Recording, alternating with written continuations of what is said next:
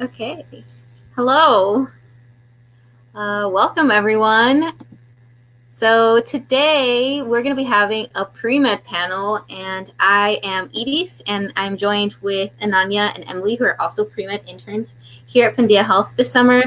And before we get started, I wanted to plug Pandia Health a little bit more. We are going to be talking today about what the experience of being a pre-med is, and we were very drawn to Pandia Health's mission. So, if you already have an active prescription for birth control, sign up for free delivery and automatic refills of your birth control straight to your mailbox. And if you need a new prescription and you're in California, Florida, or Texas, then you can sign up for an online doctor's consult with one of our expert doctors. If you do that, make sure to use the code trending so we know that you heard about it from us. So today we're going to be going over some common questions that you ask a pre-med student.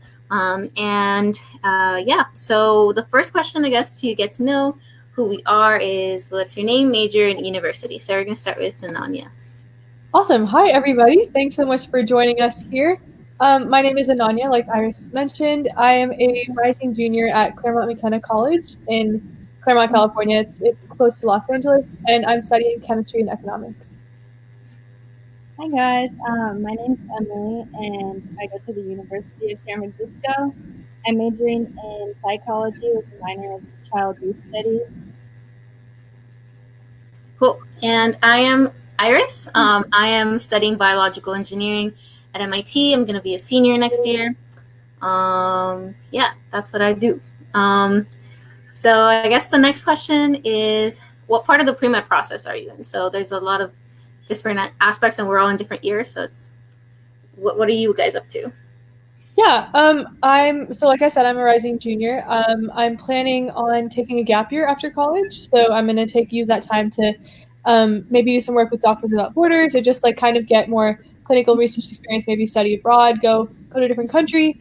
I also play softball in college, so I'm doing that all 4 years. So that's been a big part of my time too, and obviously working with great companies like Pandia Health in my spare time. I'm also going to be an incoming junior, so I'm taking a lot of the prerequisite classes right now to get into med school. I'm also thinking about possibly taking a gap year and taking other courses as well during the summer and during that gap year. I also am part of that athletic program at my school. I dance and I cheer for sports teams. And yeah. Cool. And I took the MCAT already twice, but I'm done. I'm not taking it again. And I decided I'm going to take a gap year just to get some good experiences to write about in my essays, specifically get more patient interactions, and work. My work with Pandia Health will definitely contribute to that. So what drew you guys to working at Pandia Health?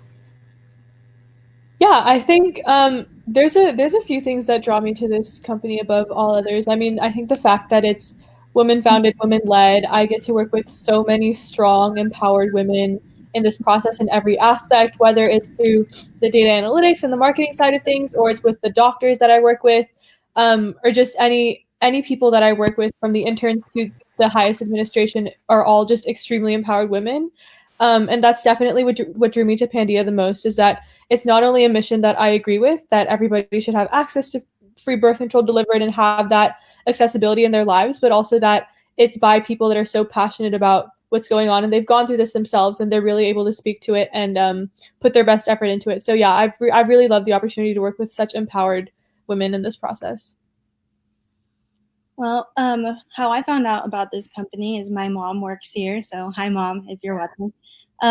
But another area, as well as what you said, is that it's women founded and led by a lot of women. I really I'm currently in the training process to be able to communicate with patients, and I really want that experience to, especially talking with patients and doctors and working alongside them, and just get that experience in this in the medical field. I think is that your mom in the comments? Maybe not. Yeah. Okay. Yeah, I found out about Pandia Health. Dr. Yen came to speak on campus, and she was asking all these questions about birth control, and I was already very interested in gynecology, so I was like, yes, I'd love to hear it. And then when she was talking about period optional and how like people in the United States have so many more periods than in other countries, and our bodies like what is it, evolutionarily we're not, that's not how it's supposed to go. It made me really think, and I was like, wow, that's so cool. And so learning more about Pandia Health's period optional mission was really cool. So yeah, that's how I learned about Pandia Health. And so I guess moving forward, how did you guys decide to study medicine, and how did you choose your major specifically? Yeah, I think so. Even from when I was a child, my little brother had a lot of heart issues. He's totally fine now, but that's kind of what really sparked my interest to begin with. Is I've always been from a really young age interested in helping people however I can, and so that's definitely what drew me to cardiology and to medicine in general. When it came to college, I have a lot of different interests. So I really like economics, but I also obviously really want to be a doctor. And so I kind of just combined the two, and now I'm chemistry and economics major. And I think that's also translated to my time here at Pandia. I have done so many different things and interacted with so many different people in different areas of the company. And I'm really getting to explore a lot of different interests, from marketing to data analytics to kind of like community outreach and events like that. And so, yeah, definitely just a broad range of interests, but that also translated how I chose my college major. So with me, I've always been interested since I was a child to work in medicine. I've always wanted to help people and be that kind of person to save lives. And I've always switched up what I wanted to do. It started from a surgeon to a pediatrician and just so many orthopedic surgeons, so many different things. And going into college, I actually went in as a biology major, not psychology. And that's because everybody who told me, like, that's what you're supposed to do. Like, you need to major in biology to get into med school. And I was just listening to them, and I was like, okay, like, that's what I'll do.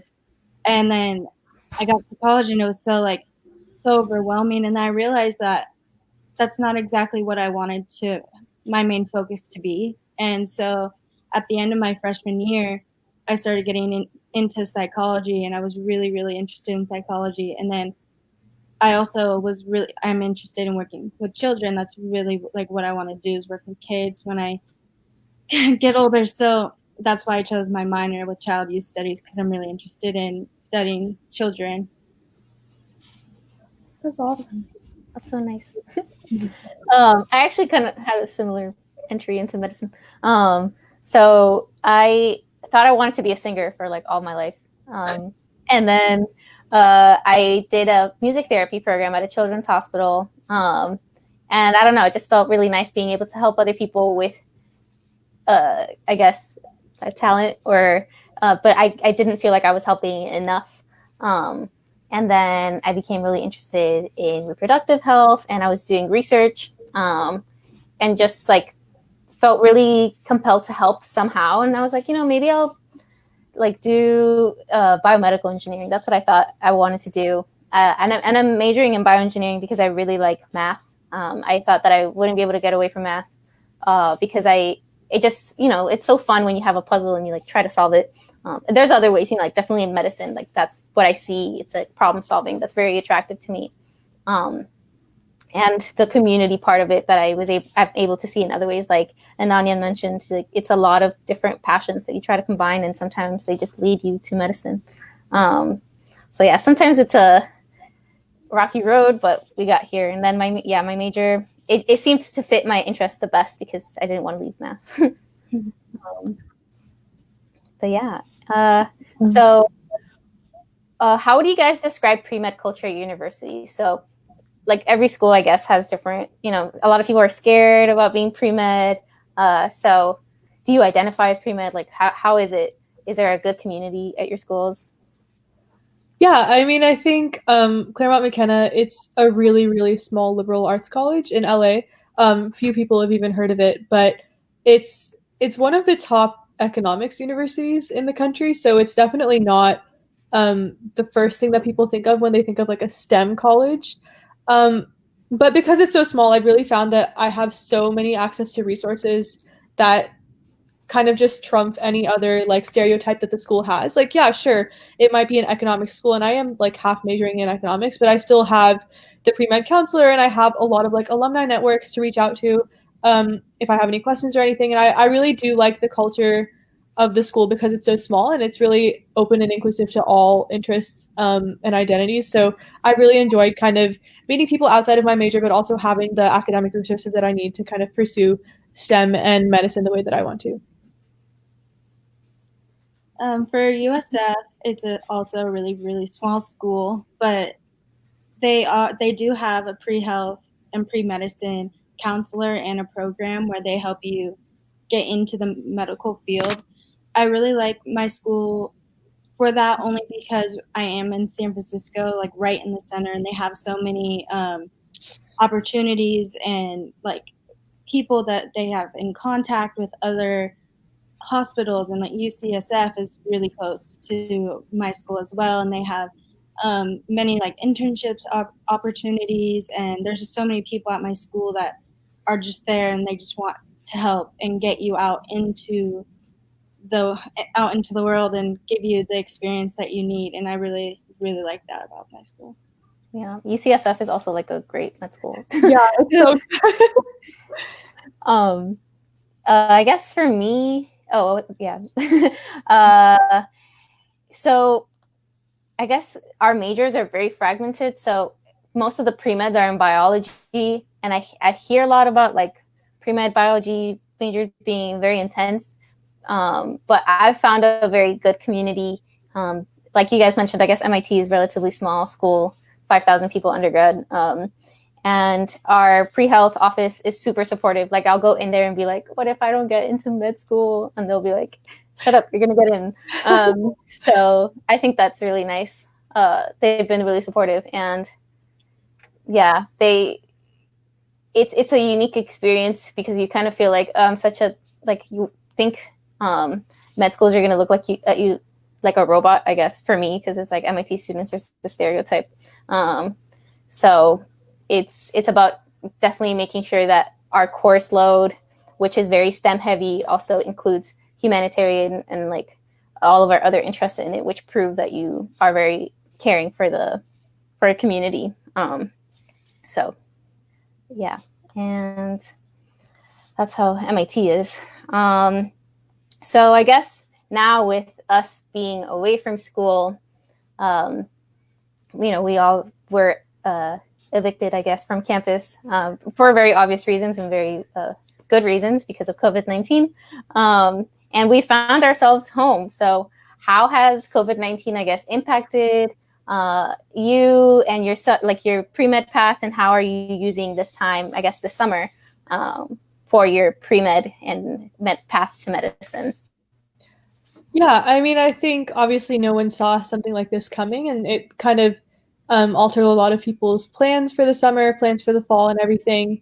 And I think the first thing that I noticed, I mean, I think like a lot of pre-med students, I had plans of like shadowing doctors and doing all this like hands-on stuff and working as a scribe and like your classic pre-med training. And then kind of when this happened, it really forces you to think outside the box. It really forces you to be creative with your time and kind of see like, okay, I'm not just going to sit on the couch all day. Like, how can I actually be productive with my time? And the first thing I noticed, I have a younger brother, as I mentioned before. All of his summer camps and all of his like everything was canceled, and he was just like bored at home. And so my friend and I, through my college, we actually started a tutoring program, like a virtual tutoring program, STEM-based tutoring program for kids at home for the summer. And yeah, so we do like fun little at-home science demos, science experiments. We have some professors involved from my school. We do like SAT, college counseling, the whole K through 12 experience. And we made it all for free because we just wanted kids to like have some type of engagement over the summer. And so, yeah, we are working with currently over 200 students, like from across the country. There's a couple from across the world almost even. And Zoom makes it possible to interact with people from everywhere. So that's been really fun. So yeah, we have like 200 kids, 100 tutors that are all super excited to work with these kids over their summers. And yeah, so that's been a lot of work to organize and stuff, but it's been really, really fun to see all the interactions. And so that's kind of how I found a way to not necessarily just do pre-med stuff, but also just do something I'm passionate about and work with people in my community. That's awesome. Yeah, that's awesome. With me, well, after we, oh God, with different schools, I definitely saw a huge change with like how life like is, you know, just being in the house and you're just, everything changes. And I definitely like with school, I like drilled through and then I finished and I was like, what now? Like, what do I do now? And I definitely also like, I was like, I wanted to get like opportunities this summer to get hands-on experience, and that's definitely why like I'm with Pandia now, because I was like I really want that experience. And but other than that, I'm also doing a lot of research just on my own, like through, because my school has a lot of databases that we're able to use, and there's a really good science one, and I take time to just do a whole bunch of research on my own and keep myself educated with, you know, new things that are going on in the science world. That's awesome. Yeah, I'm also doing like a lot of database research because it's like it seems like a lot of us that those are the options that are out there. And also kind of like what Ananya said, there's a program that some MIT and Harvard students are doing, which is tutoring students. So I've been tutoring a kid in Spanish ever since we got taken off campus. Yeah. So that's been cute, and that's a way to keep community, I guess, based work through quarantine. Definitely, I think there's definitely still summer camps looking to hire people. Yeah, work with Pandia Health, and also, I guess this applies for anyone that's interested. I reached out to a hospital in the area, that the one that I mentioned that I volunteered at when I was younger, and they asked for like videos, like music videos, to entertain the kids. And I was like, I don't know, if maybe they don't have access to YouTube or they wanted something like specific. So I've been working on that too, and doing research, like I mentioned, with publicly available databases, because that's what's out there now. But you know, we're making the best of a tough situation. Yeah, no, definitely. I was just thinking, like, I was talking to my uncle about this one day too. It's just like this whole thing has brought to light even like the future of medicine and what it could look like after this whole after COVID-19 kind of settles down and life goes back to normal. Like, how much of medicine is really going to go back to normal? That's just like a huge unknown. And like telemedicine is such a huge like growing industry, and the spotlight is kind of on telemedicine after all this has happened, because like people really can't leave the house. Like, you can barely go to the doctor's office even now. So I think working at Pandia has not only been a great experience just generally, but especially given the circumstances, I've learned so much about not only like the temporary benefits of telemedicine, and especially for your birth control needs, but just how it's really at the forefront of medicine in the future. Like, telemedicine for birth control and for everything else could just be the future of everything. And I think it's really, really amazing to have the opportunity to kind of work with a company like this that's really at the forefront of what it could look like. Yeah, definitely. Yeah. So if you haven't checked out our telemedicine services, make sure you do. If you're in California, Florida, or Texas, you can get a prescription written by one of our expert doctors. Yeah, definitely with Pandia Health, it has influenced a lot of the way that I think about medicine in COVID-19 times. So we'll see. We're already leading the way to a better tomorrow. Absolutely. So thank you guys for coming today. Thank you everyone that tuned in, and anyone that's watching this video afterwards. Hello. So yeah, make sure, we're probably going to do a few more of these. Make sure to check us out, and check out Pandia Health's birth control delivery systems at pandiahealth.com, and follow us on our social media. So thank you guys so much, Ananya and Emily, for joining us today. Okay. Thank you so much, Iris. It's nice to see everybody. Bye. Bye, guys. Bye.